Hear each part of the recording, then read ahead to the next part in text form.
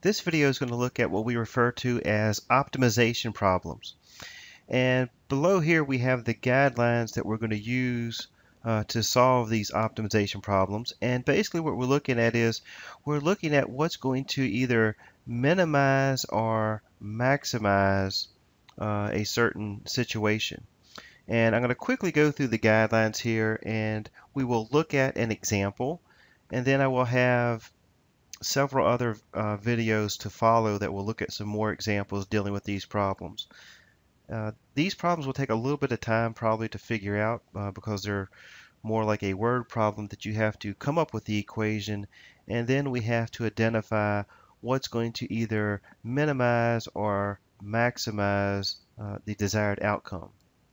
So the guidelines tell us that here the first step is we want to identify your given quantities and the quantities that are to be determined. And typically, if possible, you want to also make a sketch.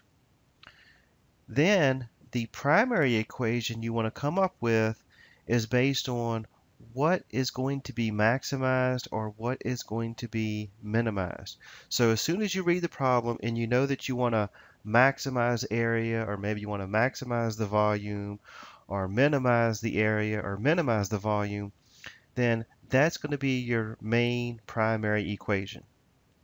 Then third, you want to reduce the primary equation to a single variable. In other words, if you had your volume, or the volume is equal to length times the width times the height for a rectangular solid, and if you have multiple variables, then we want to simplify that to where the volume is in terms of only one variable. And to do that, it may cause you to have to find at least one or two secondary equations relating the independent variables to the primary equation. Okay, so basically what that means is if your primary equation has more than one variable involved, then you basically come up with a second equation and use substitution so that we can eliminate one or more of the variables. And then fourth, we want to determine a feasible domain for the primary equation. Okay, now keep in mind when you look at the domain here, we have to relate that to the actual problem, not just the equation. And you'll see what I mean when we look at our first example here. Then the last thing is we want to determine the desired maximum or minimum value by using our calculus techniques that we have previously learned, and such as the second derivative test, or looking at where your graph increases and decreases so that we can find those relative maximum or relative minimum points that will maximize our values. So here we started out with our problem says we have an open box of a maximum volume is to be made from a square piece of material 24 inches on a side by cutting equal squares from the corners and turning up the sides. So we're going to create an open box. So if you look over here at the far right, you can see that if you had a square piece of material, we're going to cut out equal squares out of each corner, and then we can fold the sides up so that we create this open box. And we want to find out how can we maximize the volume. Well, they tell us that our square piece of material that we have is going to be 24 inches by 24 inches. Well, they tell us we're going to cut a square out of each corner. Well, if we cut a square out, then how much are we going to cut out? Well, if we cut in X, then that means we have to cut X the other direction because we're cutting out a square. So once we cut the squares off of all four corners, notice here they'll be gone. So then the width and the length of our box is going to be 24 minus the X on one side minus the X on the other. So therefore, the width of your box is going to be 24 minus 2x, and the length of the box is also going to be 24 minus 2x. And you can see then by the finished product, the height of the box is going to be x, and then the width and the length here would be 24 minus 2x. So, looking at this here, our first step is we want to write the volume as a function of x and identify the domain. Well, first of all, we know that the volume is going to be volume equals length times the width times the height.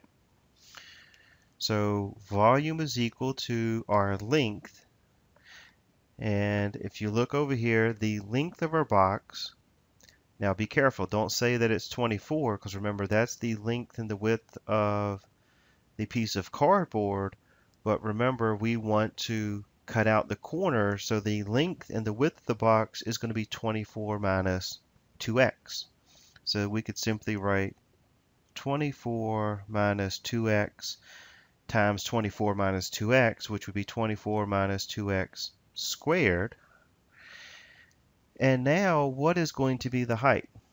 Well, since we've gone through the example over here in the picture, clearly the height is going to be the amount of x that we cut out of the corner, because that's how much we're going to have left of the box to fold up, and that part we fold up is going to represent the height. And I'm going to go ahead and put this here in front. So we have x times 24 minus 2x squared is going to be the volume of our box. Now, if you notice here, this is our primary equation. And the primary equation we wanted to come up with is for volume, because we're looking at how can we look at the minimum volume, the maximum volume for this box. So that means we know we're going to use volume as our primary equation, and going through the diagram over here, labeling the corners as x, we came up with the formula, our length times the width times the height, and notice the volume is only in terms of one variable x. So therefore we're not going to have to really use any other equations to get rid of any variables at this point. So here's the equation that we're going to use. Now, what is the domain for this function? Now, at first glance, you may look at this and say, oh, well, this is going to be 24 minus 2x, the quantity squared. There's nothing here that's going to be undefined, and there's multiplying by x out front. So quickly, you may say the domain is all real numbers. But if you think about this carefully, we're not just looking at the equation. So even if you graph this equation in your calculator, you're going to see the domain is all real numbers, but we have to apply this to our problem. And if we look at our problem here, our problem is the square piece of cardboard. We're cutting out x. So we're trying to figure out what values can x take on. And this is where you may want to try to, again, pause the video and see if you can figure this out on your own. See if you can determine the values that we can plug in for x. And I'll give you a little bit of a hint. If we're going to cut something out, we know that x must be what? It must be greater than 0.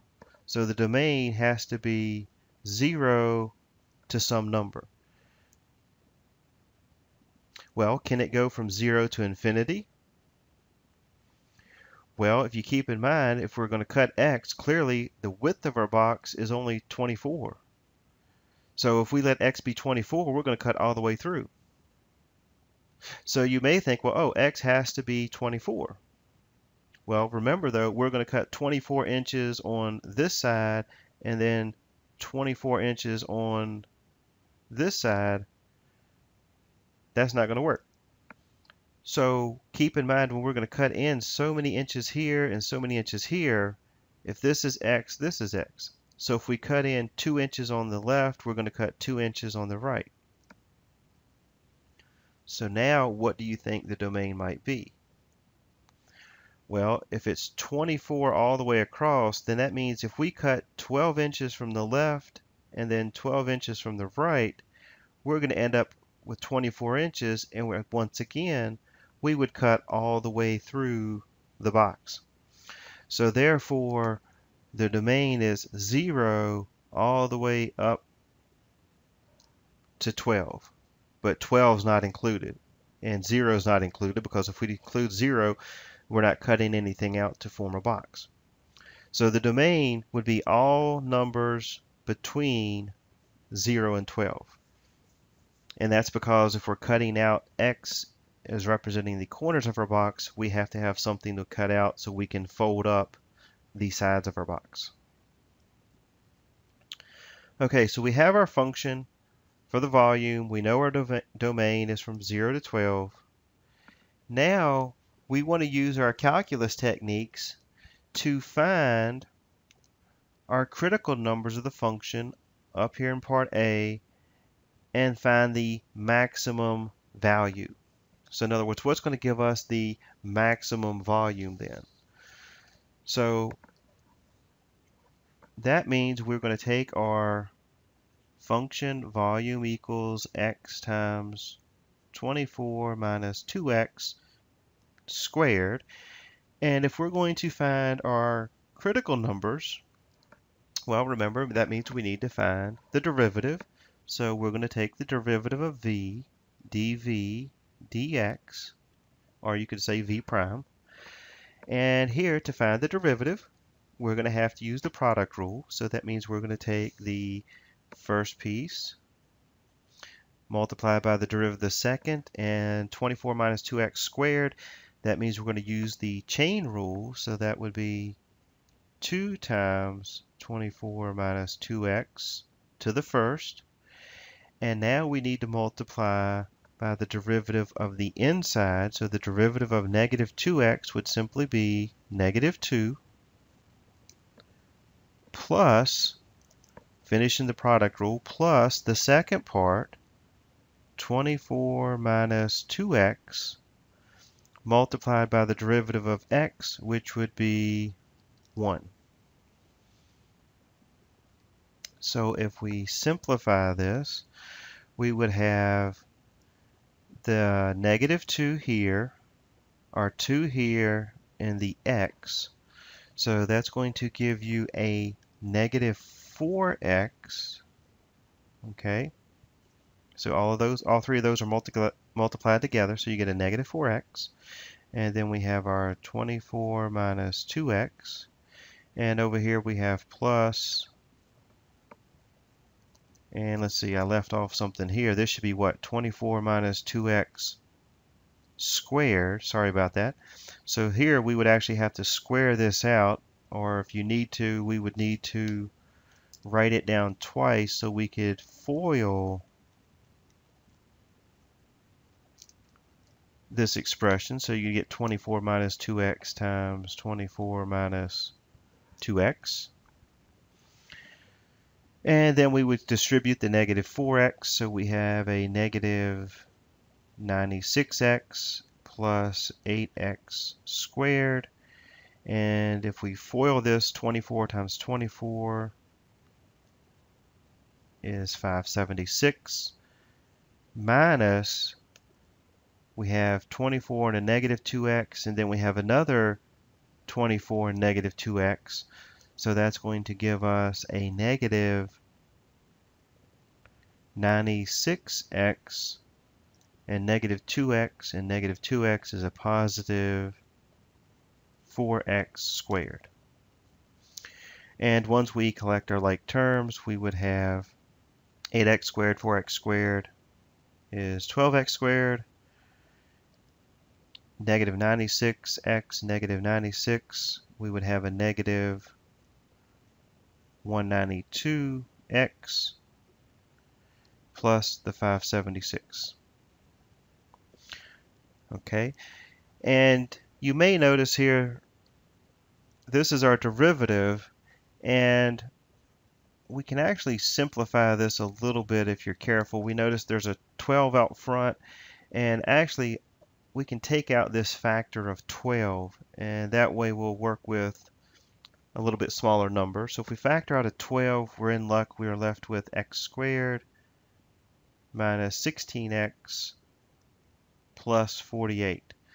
And if you didn't see that, don't worry about that. You could still solve the problem without factoring out the 12.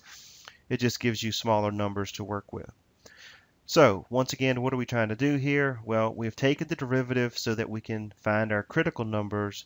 So once we have our derivative, we're now going to set this equal to 0 to find those critical numbers. And the easy step is to divide both sides by 12. So that gets rid of our 12. So you would have x squared minus 16x plus 48. And now we need to factor this expression if possible. And let's see, x times x is x squared, and for 48, 12 and 4 maybe. And we need a positive 48, but we need a negative 16, so negative 12 and negative 4. We set each factor equal to 0, x equals 12, x equals 4. So there's our critical numbers. And remember, that's where our graph can possibly change direction. So we would have a relative max or possibly a relative min. And because we're looking at maximizing this, we're going to hope that we end up with a relative max. Now, before we go any further, do you notice anything about these numbers? Well, we have a 12 and a 4. So the 12 and 4, remember, we're looking at, that's the size of x that we want to cut out of the corner. Well, if you recall over here in the domain, we said our domain is 0 to 12, but not including 0 and 12. So that means we can eliminate 12 because this is not in the domain. So our only critical number then is 4.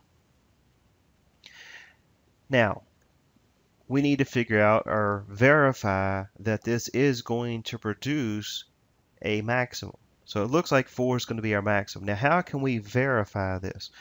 Well, to verify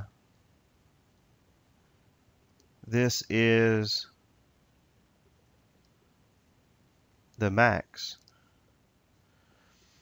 then recall, we know we can take the second derivative. And if we take the second derivative,